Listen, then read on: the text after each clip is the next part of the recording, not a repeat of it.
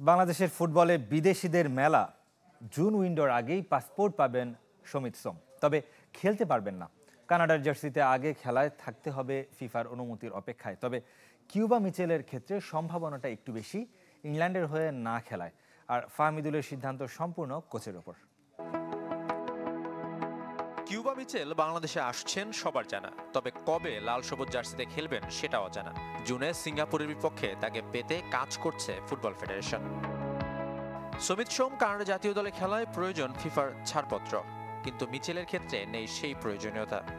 যেহেতু নানানি বাংলাদেশি, প্রথমত নানানির বাংলাদেশি জন্ম নিবন্ধন থাকতে হবে, তারপর তার মার বাংলাদেশি জন্ম নিবন্ধন, তারপরে মিউচুয়ালের বাংলাদেশি জন্ম নিবন্ধন এনআইডি থাকতে হবে, দেন পাসপোর্ট প্রক্রিয়া। তো অনেকটুকু আমরা হাতে পেয়েছি, বাকি কাজটুকু আমরা খুব আশা করছি খুব অল্প সময়ের মধ্যে পাবো।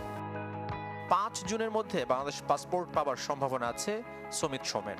এরপর প্রক্রিয়া মেনে হবে বাকি কাজ। ফাহমিদুলকে নিয়েও দীর্ঘ পথ পাড়ি দিতে চায় বাফুফে। তার খেলার ভিডিও দেখে মনে ধরেছে জাতীয় দল ব্যবস্থাপনা কমিটির। তবুও জুনে তিনি খেলবেন কিনা নির্ভর করছে কোচের উপরই। ফাহমিদুলের কিন্তু পাসপোর্ট আছে, তার খেলতে কিন্তু কোনো বাধা নেই। পুরোটাই নির্ভর করছে আসলে কোচের উপর। কোচ যদি তার যোগ্য মনে করে তাহলে বাংলাদেশ টিমে হয়তো তাকে ডাকবে। তবে আমাদের কাছে যতটুকু মনে হচ্ছে তার ভিডিওটিতে ফাহমিদুল কিন্তু খেলার মানসম্পন্ন প্লেয়ার। 5 জুন সুদানের সাথে প্রস্তুতি ম্যাচ খেলার কথা বাংলাদেশের।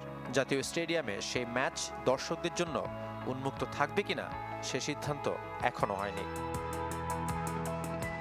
শাফায়েত মিদুল, চ্যানেল 24, ঢাকা।